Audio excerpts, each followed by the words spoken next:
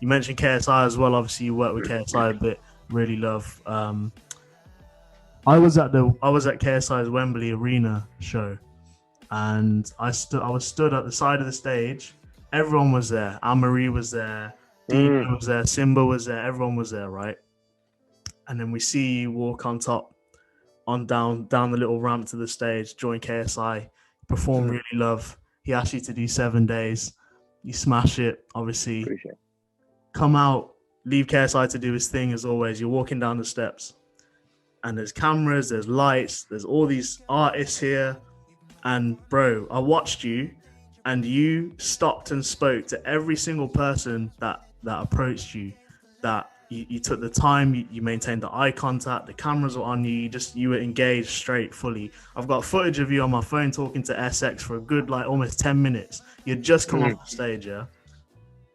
What has allowed you to keep your humility? Because it's clear and it's evident.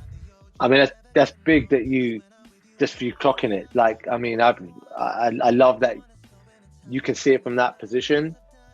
Do you know what, bro? Like, I just don't buy into the BS of like that you become something different because you get this privilege of being able to go on stage and perform. I'm like, we are all human beings, and for me, the most biggest disrespect is when I can't engage someone and look at them in their eye and actually have a conversation with them.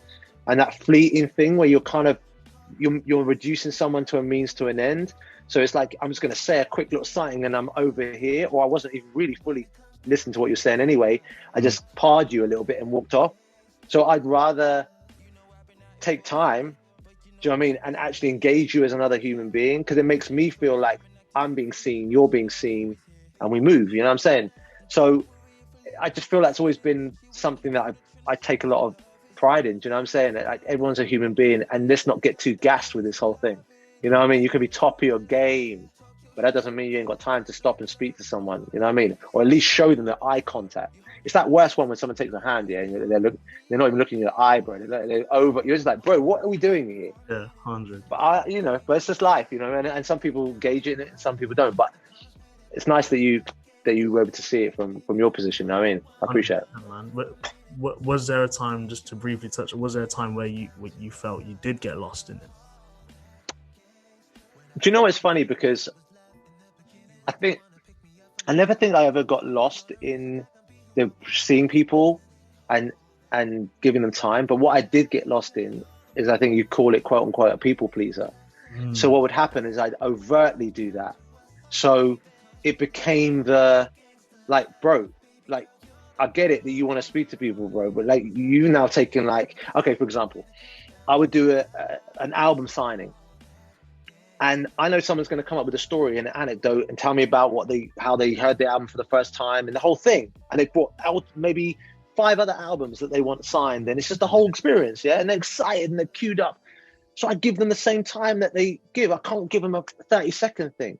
But then when the guy's at the door saying, like, well, the shop's shut now and there's a queue outside, and we can't let anyone in, and they're looking at me like it's my fault, yeah?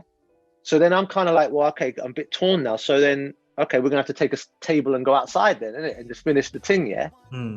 And when I look back in hindsight, there was a way that I could still have given enough time to everyone.